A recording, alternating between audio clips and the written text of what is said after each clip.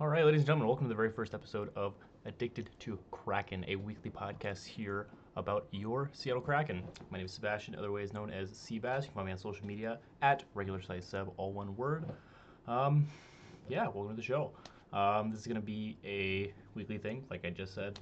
Um, Basically, condensing the week of hockey down into one easy to digest podcast for your enjoyment. Before we get into the show, a little bit about myself. I grew up in North Carolina, coastal North Carolina actually, and I moved to Washington in about, I would say 2021-ish. So when I made my way up this way, and ever since I moved up here, hockey's been a really huge interest of mine. I first started off following the Toronto Maple Leafs. Terrible choice, I know. But these days, gotta support the home team. So I've been following the Kraken, honestly, since the beginning, but my focus has been more on the Maple Leafs. But these days, more of a Kraken fan now. And you know what? Opinions change. That's fine, you know. But here we are. Um, this is gonna be a solo show for now. Maybe we'll expect to see some folks come on the show and have some guests here and there. Add a little dynamics to it. But yeah, it's just a solo project for right now, and I'm really excited to get into this. Hockey's a big passion of mine. I play on the side. I watch it any chance I get. I love to talk about it. I love to see it. I like to watch the game expand and grow, and I like getting folks into it. So, like I said, it's going to be condensed into one little weekly video, going on the line through all the games that happen throughout the week, any sort of rumors or news that happen to come down the pipeline as well. And yeah, without further ado, let's get right into it. First game of the week came out on Monday. We had the Chicago Blackhawks at Seattle Kraken down in Climate Pledge Arena. It was an electric game, 3-1 win against the Blackhawks. Joey Daccord making a 29 save game. He was spinning on his head that game. He did a really great job. First period, both goaltenders were on their heads as the period went scoreless. A huge emphasis on scoring was made by the team's offense before the start of the game.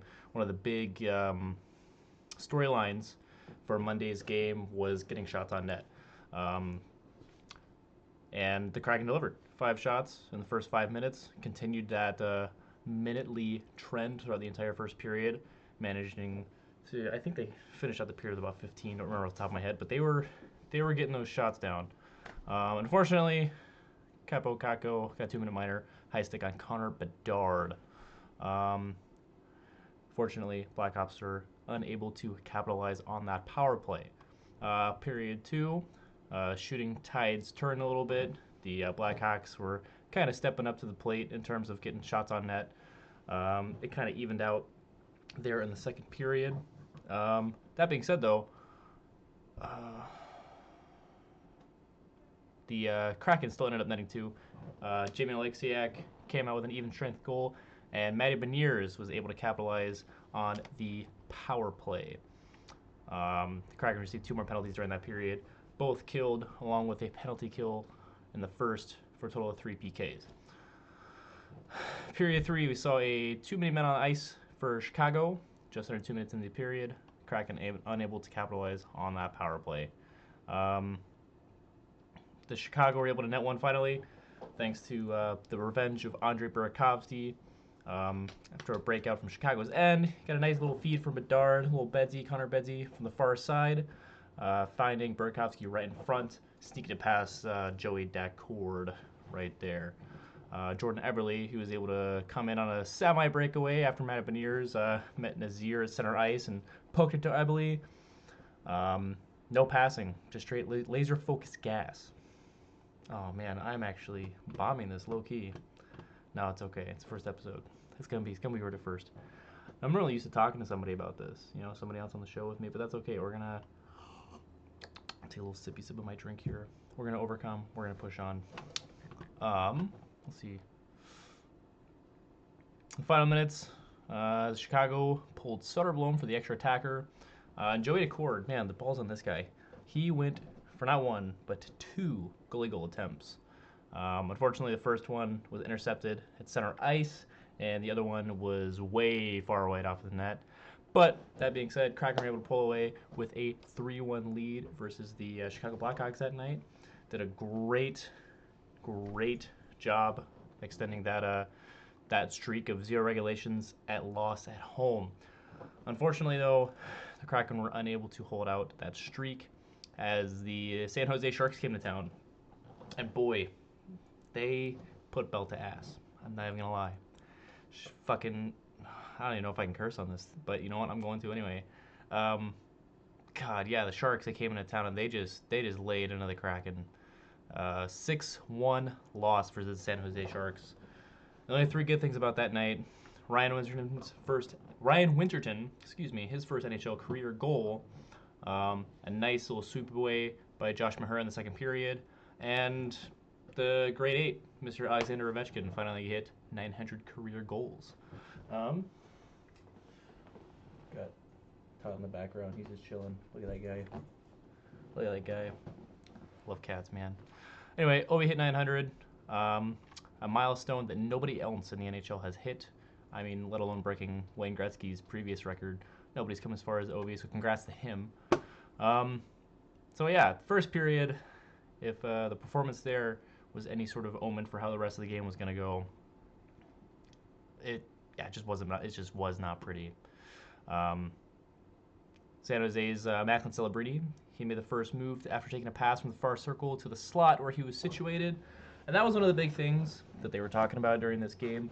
The San Jose Sharks are pretty talented at being able to move that puck into those high danger zones and capitalize on that movement. And the Sharks, they sure as hell did that all game today. Or 2 days ago? I don't remember. What day is it? On Thursday. Wednesday. On Wednesday. I knew that. Regardless, Macklin Celebrini opens up the scoring. And then Ryan Winterton, this guy, the only saving grace for that game, he was able to get his first NHL goal to tie the game 1-1 toward the end of the first. Didn't last long, though, as San Jose would answer back less than 3 minutes later with a goal from Ethan Cardwell. Let's pull up that Ryan Winterton goal real fast, because it was a beauty. The San Jose Sharks, they put belt to ass, but this was definitely a saving grace from Winterton tonight. It's a really beautiful goal. Let's check this out here. Right by the goaltender, right up top shelf for Mama Hides and Cookies. Beautiful, beautiful shot on net by Winterton. He actually misses it on the first time, but he was able to get the rebound back on net to secure that goal for himself. So good for him. Congrats to Ryan Winterton on his first NHL career goal. But again, the festivities will not last long as the San Jose Sharks just continued to destroy the Kraken. It was a miserable game. Period 2 would see only one goal. John Klingberg would score 11 minutes into the game. It was very back and forth. The Sharks were, I think, in my opinion, when I was watching them play, they were a lot quicker and they were a lot meaner than the Kraken were that game. And they have a younger team. You know, the Seattle Kraken, I think they're averaged around 27 years old, while I think the San Jose's average age for their players is around 23. And yeah, it was rough. It was pretty back and forth, though, in the second period. It seemed as though the Kraken were kind of starting to get a foothold in their defense, but they just weren't able to capitalize on any sort of offensive gains. Period 3, it started off with a bang. Not a good way. Not in a good way at all. Will Smith, out of nowhere, just sailed one right by Joey within 2 minutes and some change into the period after taking a pass from the blue line from Mario Ferraro. No more than 5 minutes later, they netted another one after Colin Graft had a breakaway, and they were able to rush the Kraken net. Graft skated past the net on the far side and passed the puck to Ty Dellandrea, who was at the right place at the right time, right in the slot, just in front of Joey Decord. And get this, just after Dellandrea's goal, Joey Decord is swapped out for Matt Murray, of all people. Okay? Now, again, I used to be a Leafs fan, right? And when Matt Murray went to Toronto, people were excited because Matt Murray, he's a Stanley Cup champion. He was at one time a great goaltender. But these days, Matt Murray, he just doesn't live up to it. Honestly, I don't think Matt Murray really has a place in the NHL these days. And that's coming from somebody that has been, I mean, take this with a grain of salt because, like I said, I've only been watching the NHL for a few years now, and while I have dove headfirst into the league and keeping up with teams and players and things like that, you know, a lot of what I had to say is pretty eh. Oh, he's a newbie. He doesn't know what he's talking about. But I feel like I know enough. But regardless, that's not the point. I don't think Matt Murray is really all he's you know chalked up to be. Um, I think after seeing Grubauer play against Ottawa, and even tonight, Saturday the 8th, I think Matt Murray is levels below Grubauer. And I think I'm going to talk about this later on in the episode, but Grubauer, he's definitely made a comeback. And putting in Matt Murray before Grubauer is an insane choice to make. Granted, though, Grubauer was scratched that night, but still, like it just boggles my mind. So Matt Murray gets put in a net, and seconds later, like not even a full minute, Taylor Toffoli nets one right past Matt Murray in classic Matt Murray fashion. Um, you know, like I said, as a Leafs fan, seeing Matt Murray scored in this it just wasn't surprising. I'm like, oh, Matt Murray, here we go. He's gonna get scored on right then and there, and of course, just sails right by him. Yeah, it was that point. I didn't really watch the game at that point. Kind of poured myself a nice tall glass of vitamin R, a little bit of Rainier. You guys know what I'm talking about, especially if you're from the Washington area. So they were also playing in their new third jerseys, which kind of leads to the speculation that their new third jerseys may or may not be a little cursed, because they also wore those third jerseys where they lost in overtime to the Rangers. I don't remember. Let's see, what was the score of that game? They lost 3-2 in overtime. And that's another thing I'm gonna get into. Overtime has been a huge thing for the Kraken this year. Which, while that does bring points to the standings, it's not necessarily where you want to be as a team. But with this loss to the Sharks, it ends their regulation undefeatedness. It ends their reign of being undefeated in regulation at Climate Pledge Arena. So a little heartbreaking night on top of getting demolished, 6-1. But you know what? That's okay. Unfortunately, though, after that game, it was revealed today, actually, that Joey Daccord was being evaluated for an upper body injury, which could possibly be putting him out for a few games. So it looks like the tandem for the next few games, at the very least, is going to be Matt Murray and Grubauer, which is definitely not news that you want to be hearing as a Kraken fan. Philip Grubauer is a great goalie, don't get me wrong. And like I said, I think he could be on the rise back up, but knowing that he's paired with Matt Murray just kind of stings a little bit. Love them both, Matt Murray, he's done some great things for the Toronto Maple Leafs organization, but you know. Finally, we're getting into some good stuff for tonight. Tonight was a very dramatic game. I was actually unable to watch the first period because I was out grocery shopping. But when I opened up the NHL app, I looked and saw that the very first goal that Grubauer faced, or the very first shot that Grubauer faced, was a goal.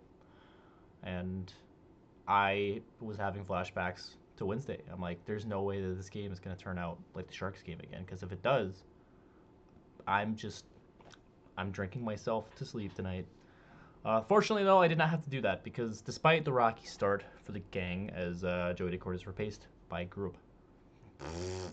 Phil Bauer. That's not what I meant to say. Philip Grubauer. Grubauer, like I said, nice warm welcome. First shot faced was a goal. It was actually scored by Dylan Holloway. It was a unexpected little interception there in the center of the defensive zone for the Kraken. I don't remember who the pass was intended for, who it came from, but Dylan Holloway, his right place, right time, unintentional tape to tape, was able to just net it right by Grubauer and gave St. Louis the early lead. So yeah, the first 20 didn't get much better. The Blues scored another goal on a power play halfway through the first. It was really you can't even blame Grubauer for this one. And again, I'm gonna get into this later. It was a really unfortunate bounce because Adam Larson was out in front of the net trying to deflect this puck away. When unfortunately, wrong angle, wrong timing. It just managed to skitter off his stick just right to beat Grubauer. So that put the St. Louis Blues up 2-0 in the first period, coming to an end. Excuse me, a little gassy. Anyway, period ends 2-0. At the start of the second, we got Riker Evans. He's back after recovering from an injury that he received in the preseason. And what do you know? First game back, first goal of the season. My cat found his spring. There he is. Anyway, Riker Evans, first goal in his first game after being back from being on injured reserve. It was a beauty. Went to actually, hold on. Checking my notes here. It was a beauty, actually. Let's pull that clip up. Let's see, where is he? Mr. Riker Evans, where are you? Oh my gosh. Let's see. Yeah, here it is. Let's see. Just a nice little slapper, just to beat the goaltender on the near side, blocker side. Holy crap! What is he doing over there?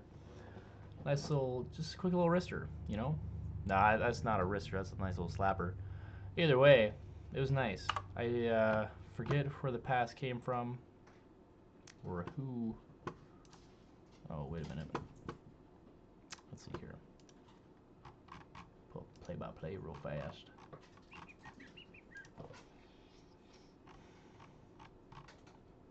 Let's see, Ellie Tolvanen. We got the assist from Ellie. And yeah, I was also cooking dinner when he scored that, so unfortunately it didn't really stand out that much to me. But regardless, first goal back, good for him. Nice slapper, but beat the goaltender blocker side. Amazing. And the Kraken go on to score on their first and only power play goal of the night. Eeli Tolvanen also scored his first of the season after a rebound on Vince Dunn, which was pretty magnificent. Let's see if I have the right clip here. That's the stuff. All right. So yeah. Here we go. Comes off the pad of the goaltender here, Eeli Tolvanen. Just right place, right time. Just whiffs it right by him. Looks like he gets a little bit of his paddle there, right here, and just kind of tips upward. But regardless, Eeli Tolvanen gets his first of the season to bring the score up 2-2.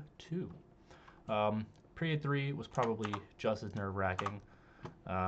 Jordan Kyrou managed to get the puck behind Grubauer after, first of all, he loses his stick.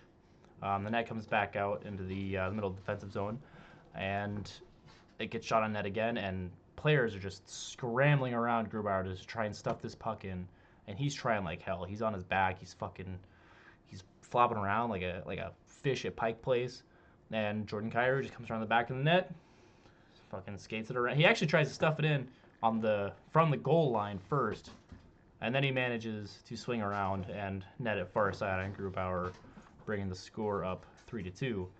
But the excitement doesn't start there, as we have wonderful Chandler Stevenson, the regulation hero, managing to tie the game up with half a second left in regulation. Literally half a second. And it was so close that the Situation Room in Toronto actually had to do a mandatory review of the play. They're trying to get him on goaltender interference. I got that clip pulled up right here. Here he is, coming up the front here. Actually comes back out to center. Matty Beniers has. He passes to Chandler Stevenson, has on a stick for just a brief moment, and just whips it right by the goaltender here. Beautiful shot there. Half a second left. According to the slow-mo clock, had about a second left or so, but regardless, beautiful, beautiful run of events and a beautiful goal there by Chandler Stevenson with that beautiful pass from Matty Beniers. I was actually quite excited when I saw that because I knew that if the Blues managed to net one, it was over. And they made quite a few attempts to net one. In fact, the goalie, I can't remember his name. What is his name? Hoffer. That's his last name. He actually managed to go for an empty netter there, and it was just barely wide. And there were two other attempts that were just barely wide as well. And oh my gosh, I was clenched up the whole time. But yeah, no, that was a great goal by Chandler Stevenson, giving the Kraken new life heading into overtime. And wouldn't you have it, Kraken won the face-off in overtime, and the possession is key in overtime. As long as you can manage to keep the other team from getting possession of the puck in overtime, you're golden, you know. And the Kraken, they managed to go the entire time in overtime without allowing the Blues the possession of the puck, not one single time. And once you know it, Shane Wright, overtime winner with a beautiful little feed from Ellie Tolvanen again, who came around the backside of the net, skating to the far side. Shane Wright was hanging out around the far circle, dropped it off to Shane Wright, and Shane Wright just walked it right up to the net, and wham! Beat the goalie far side to secure the win for our Seattle Kraken. Beautiful goal. And I would, oh my God, it was absolutely gorgeous. I would love to see, well, I would love to have seen that in person. That is definitely something that just makes me shudder thinking about it. Yeah, great night of hockey. Kind of a mediocre week all around, to be honest. Despite the blowout win against the Blackhawks, the butt whooping from the Sharks on Wednesday kind of drug down the hype for the whole week. That being said, though, stars of the week for the game against Chicago, we had Matty Beniers, Jordan Eberle, and Jamie Alexiak, and then the stars of the night for tonight's game, we had Shane Wright, Ellie Tolvanen, and Jordan Kyrou. Well deserved from all those folks. They all put up great efforts in those games. I don't know what happened to my notes. Here we go. Yeah, it was good week of hockey. Kind of, sort of. It was, as a fan, good week of hockey. We got 2 wins. Tomorrow, the Seattle Kraken are going to be facing off against the Dallas Stars at the American Airlines Center in Dallas, Texas. Mason Marshman is going to be seeing his old team again, and we're going to see how that affects his game, if at all, tomorrow. It's going to be a good one to watch, and I'm excited for it. That being said, some thoughts after this week and heading into next week. Let's look at their lineup. Who do they have playing? I feel like I should have been a bit more prepared for this, but you know what? Again, it's the first episode, and this is more or less a test run. Come back and you look through everything, and you kind of jot down the kind of things that you need to improve upon, what you need to be prepared for with next time, things of that nature. So after their OT win versus the St. Louis Blues, again tomorrow they're going to be taking on the Dallas Stars. Their first back-to-back of the season. Also on the road too, which is pretty insane. So they're going to be traveling tonight, and imagine they're going to be in Dallas tomorrow to do warm-ups and get what they need to do to take on this game. And after that, they're going to be back home on Tuesday, facing the Columbus Blue Jackets at 7 p.m. Pacific time.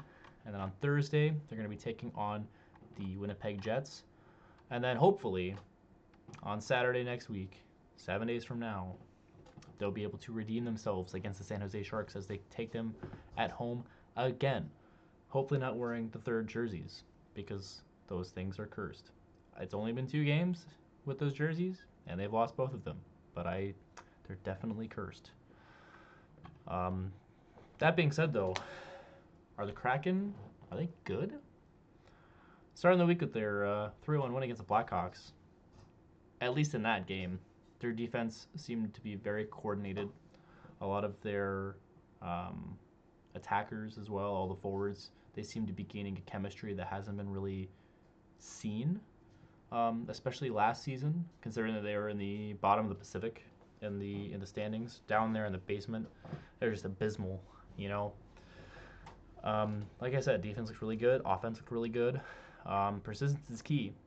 Like I said, in that game versus the Blackhawks, one of the biggest storylines that they had was getting shots on net, and they were dumping the puck, they were forechecking, they were getting shots where they needed to go, they were passing well, and they were able to capitalize 3-1. Thankfully, they didn't have to go in an overtime game, which again has been a huge deal with the Kraken. Um, and I think while it is nice to be able to go into overtime, and it is nice to be able to, at least get 1 point for the game, having overtime points in the standings all year, that's just not going to cut it. You have to be able to close out the game in 60 minutes. You cannot continue to force overtime.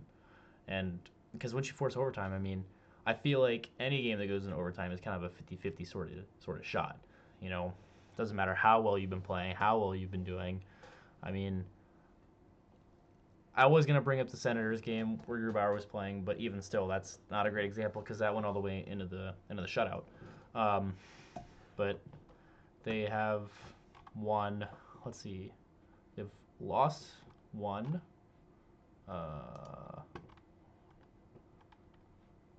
Two. Let's see. Three. Four.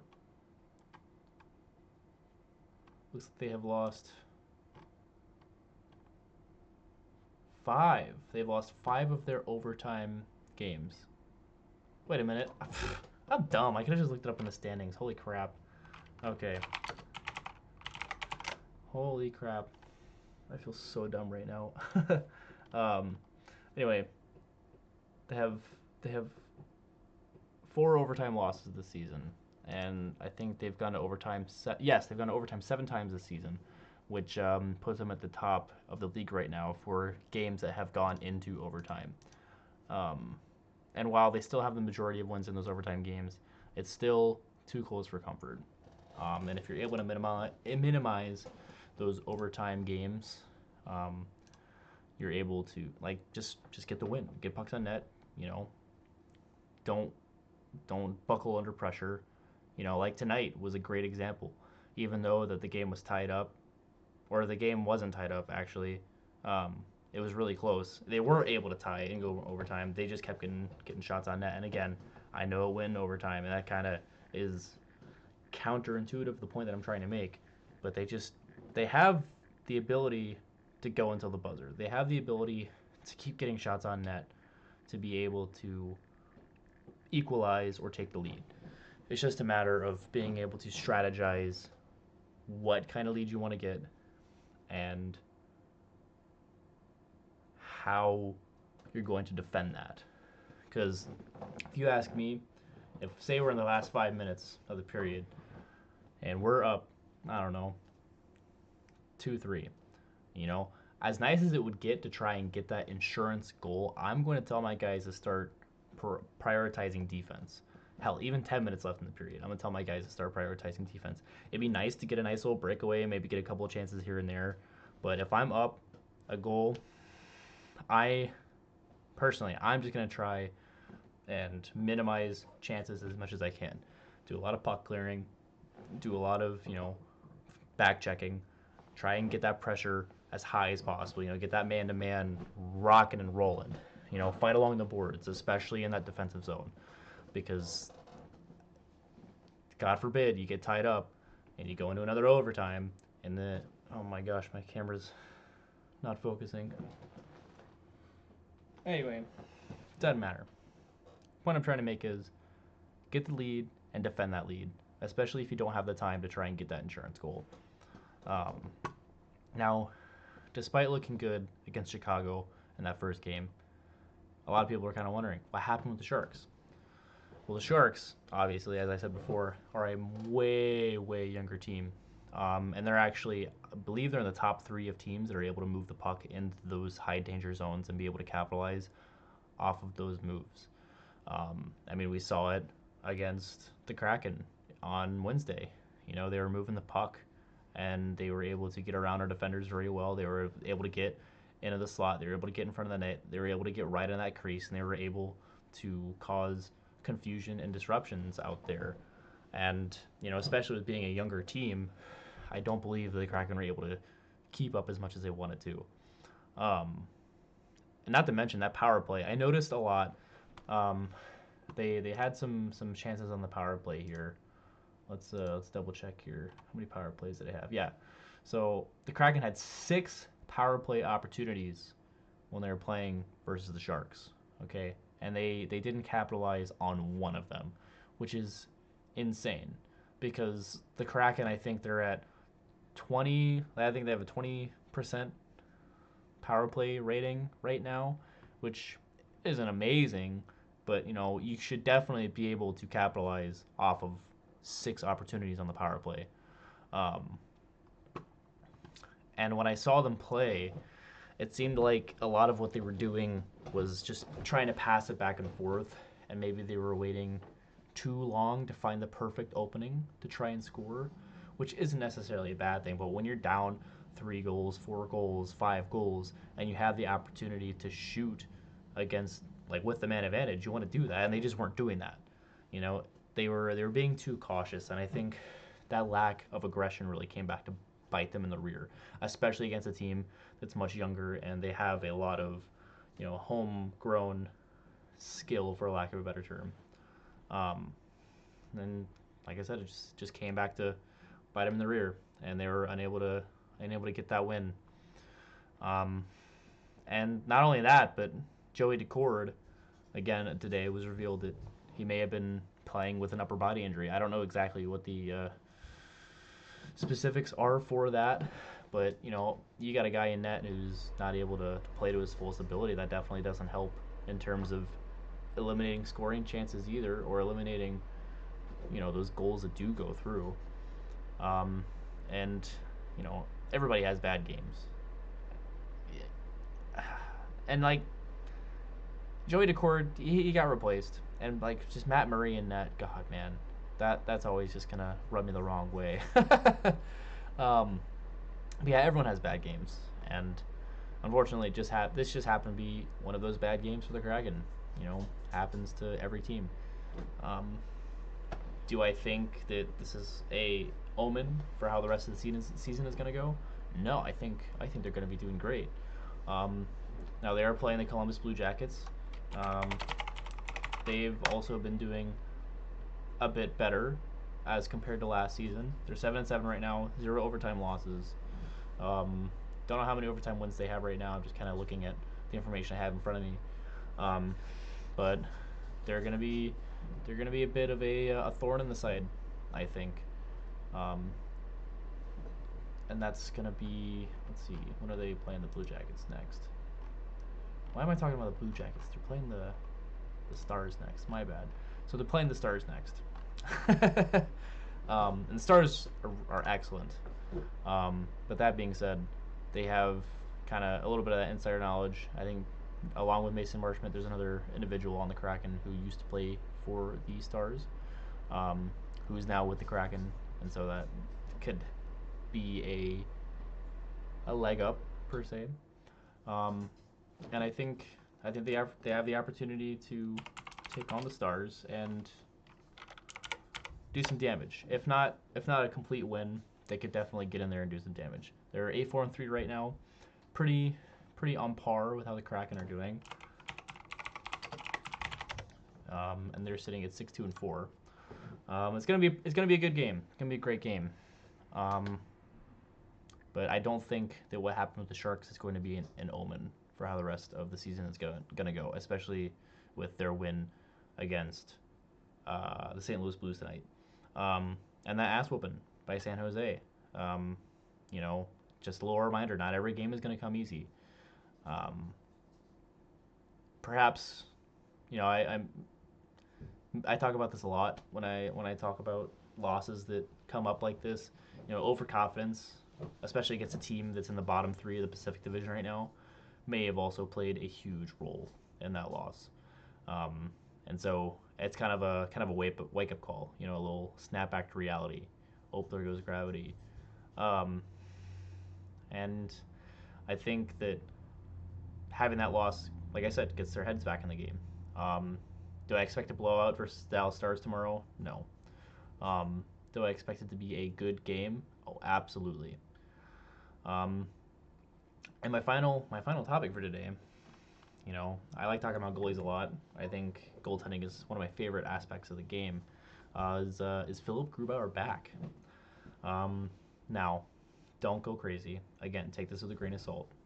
Um, because again, not only have I only been watching and following the NHL for only a few years, like 2022, um, Grubauer has also only played one other game this season versus the Ottawa Senators. Now, he did have some pretty iffy goals go by him. That being said, I think he knows that there's a time to lock in, and I think he's good when he does finally decide to lock in. um, and despite forcing overtime, Grubauer was able to hold off throughout the entirety of overtime. And I know that overtime is a lot harder to defend, or 3-on-3 is a lot harder to defend against, especially as a goalie. Um, and he was able to make some beautiful saves in that game versus Ottawa. And even tonight versus the Blues, he did a phenomenal job. I think a lot of what happened to him was just luck. Obviously, that first shot that he faced, he definitely that definitely is one that he could have stopped. Um, but especially when you're not expecting it and it's the very first shot on net in the entire game, I know that can definitely throw somebody for a loop. Um, and that first goal aside, a lot of what happened, that unlucky bounce off of Vince Dunn's stick, I think. Who was it? Yeah. Wait a minute. No, it was not Vince Dunn's stick. Anyway, that unlucky bounce off the defender's stick in front of Grubauer, as well as that just absolute haymaker from the attackers from the St. Louis Blues. Um, that that one goal from Jordan Kyrou. I think he did a great job tonight. He made a lot of great saves, made a lot of good looks, and you know, Grubauer, he's had his struggles. Last season, he was actually sent down to Coachella Valley.